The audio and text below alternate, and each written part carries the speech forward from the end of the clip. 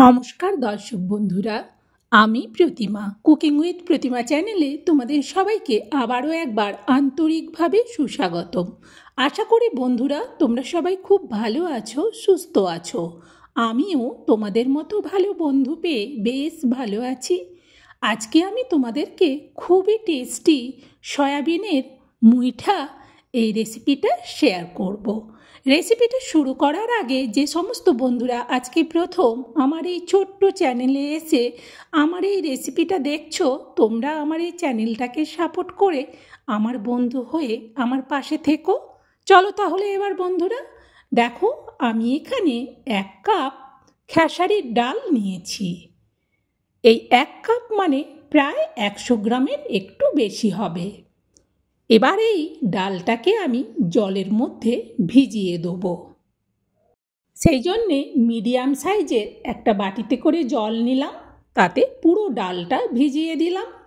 এই ডালটা আমি আধ ঘন্টার জন্যে ভিজিয়ে রেখে দেবো। তার জন্যে উপর থেকে একটা ঢেকে দিলাম। আধ ঘন্টা বাদে ফিরে আসছি। দেখো, আমি আধ ঘন্টা বাদে ঘড়ি ধরে ফিরে এলাম। ডালটা বেশ ভালো করে ফুলে নরম হয়ে গেছে। এবার এটা জল পাল্টে ধুয়ে নিতে হবে। দেখো, ডালটা আমি 2-3 বার জল পাল্টে ধুয়ে নিয়েছি। এবার এটা মিক্সার জারের মধ্যে দিয়ে দিলাম পুরোটা। অল্প একটু জল দিচ্ছি। এবার এই কলাইটাকে পেস্ট করে নেব। দেখো, ডালটাকে আমি বেটে নিয়ে চলে এসেছি। এবার এই ডাল বাটাটাকে এই বাটির মধ্যে বের করে নিচ্ছি। পুরো ডাল বাটাটাকে বের করে রেখে দেওয়ার পর এতে এবার আমি দিয়ে দিচ্ছি 50 গ্রামের মতো শুকনো সয়াবিন। এই সয়াবিনটাকে এবার গুঁড়ো করে নেব। দেখো, সয়াবিনটা গুঁড়ো করে নিয়ে চলে এসেছি। এবার এই সয়াবিন গুঁড়োটা ওই কলাই বাটার সাথে দিয়ে দেবো। কলাই বাটাটা একটু পাতলা ছিল। এই শুকনো সয়াবিনের গুঁড়োটা দিয়ে চামচ দিয়ে ভালো করে পুরো কলাই বাটার সাথে মিশিয়ে দিলাম। এরপর এতে দিয়ে দেবো পরিমাণ মতো লবণ, আর দেব অল্প হলুদ, আর দিচ্ছি এতে অল্প শুকনো লঙ্কার গুঁড়ো, দিয়ে দিচ্ছি এতে 1/2 চামচ ধনে গুঁড়ো, আর দিচ্ছি 1/2 চামচ জিরে গুঁড়ো। আবারও এটাকে বেশ ভালো করে মিশিয়ে নেব। যেহেতু এতে শুকনো এই সয়াবিনের গুঁড়োটা দিয়েছি, তাই সুন্দরভাবে এটা কিন্তু শক্ত শক্ত হয়ে বেশ মেশানো হয়ে যাবে। এতে দেওয়ার জন্য আমি আলু কেটে নিয়েছি। আমি এখানে 6 পিস লম্বা লম্বা করে আলু কেটে নিয়েছি। আলুটা কাটার পর ধুয়েও নিয়েছি। এবারে এই কলাই বাটা আর শুকনো সয়াবিন গুঁড়োর সাথে যে মশলা দিয়ে মাখলাম, এবার এইটা ছোট ছোট করে আমি লিচি কেটে নেব। ঠিক আলুগুলো যেই রকমভাবে আমি কেটেছি ওই রকমভাবে আমি মুঠাটা বানাবো। সেই জন্যে এইভাবে 6 পিস আলু কেটেছি লম্বা লম্বা মোটা মোটা করে। তার জন্যে 6 পিস আমি লিচি কেটে নিয়েছি।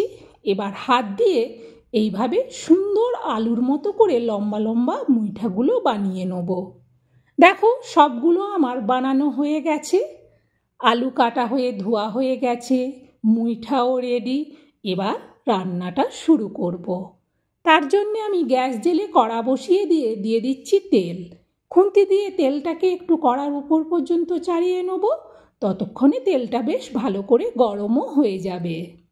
এরপর আমি একে একে সব মুইঠাগুলো দিয়ে দেবো। যেহেতু 6 পিস আছে, একেবারেই দেওয়া হয়ে যাবে। এক সাইড হয়ে গেছে, আস্তে করে এবার উল্টে পাল্টে বেশ সুন্দর করে মুইঠাগুলোকে ভেজে নেব। নিরামিষের দিনে এরকম একটা রেসিপি যদি বাড়িতে বানানো যায়, সব কিছুর সাথে খুব সুন্দরভাবে খাওয়া যাবে। দেখো, মুইঠাগুলো কতটা সুন্দর কালার করে ভেজে নিয়েছি। এবার এগুলো তুলে নিচ্ছি। সব মুইঠাগুলো তোলা হয়ে গেলে এবার তেলের মধ্যে দিয়ে দিচ্ছি আলুগুলো। সব আলুগুলো একেবারেই দিয়ে দিলাম। আলুগুলো দেওয়ার পর খুন্তি দিয়ে এবার ভালো করে উল্টে পাল্টে দেবো আলুগুলোকে। আলুতে অল্প একটু হলুদ দিয়ে দিচ্ছি, এতে করে আলু ভাজার কালারটা বেশ সুন্দর হবে। তারপরেও আবার খুন্তি দিয়ে উল্টে পাল্টে দেবো আলুগুলোকে, যাতে সব দিক ভালো করে ভাজা হয়। দেখো আলুগুলোও বেশ সুন্দর করে কিন্তু ভাজা হয়ে গেছে। এবার আলুগুলোকেও তুলে নিচ্ছি। এরপর আমি তেলের মধ্যে দিয়ে দিচ্ছি তেজপাতা, শুকনো লঙ্কা আর দিচ্ছি অল্প একটুখানি কালো জিরে। এবার এগুলোকে 2 মিনিট ভেজে নেব। এরপর আমি এতে দিয়ে দিচ্ছি চা চামচের মাপে 1 চামচ আদা।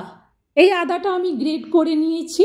এবার আদাটাকেও 2-2.5 মিনিট একটু ভালো করে ভেজে নেব।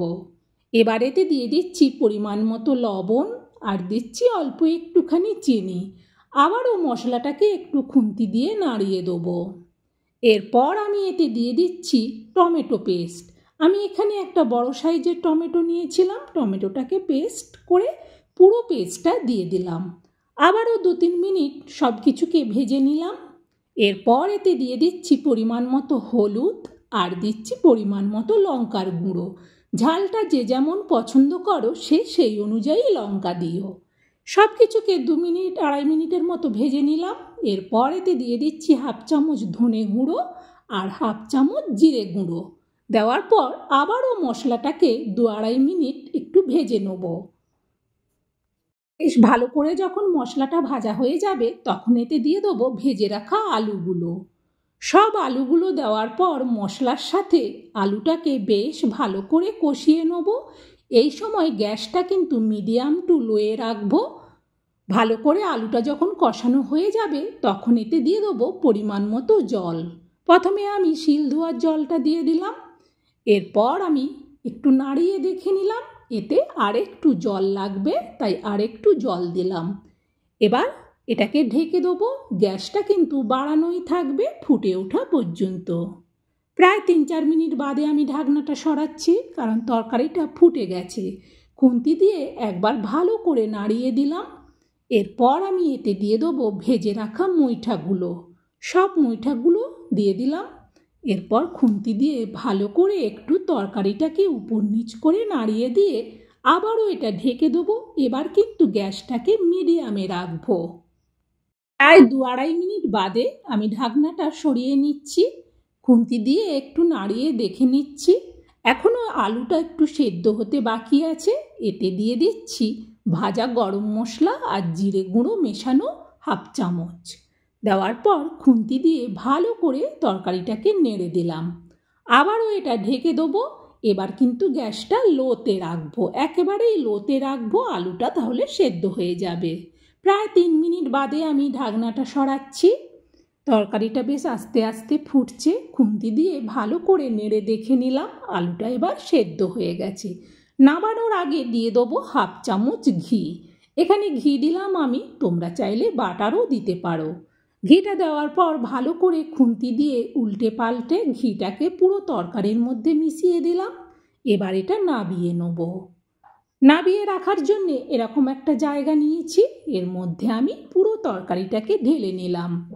বন্ধুরা, এই মুইঠাটা খেতে ভীষণ টেস্টি হয় আর মুইঠাটা কিন্তু খুব সুন্দর নরম হয়। সবসময় আলু সয়াবিনের রান্না না করে এইভাবে মুইঠা রান্না করে নিও।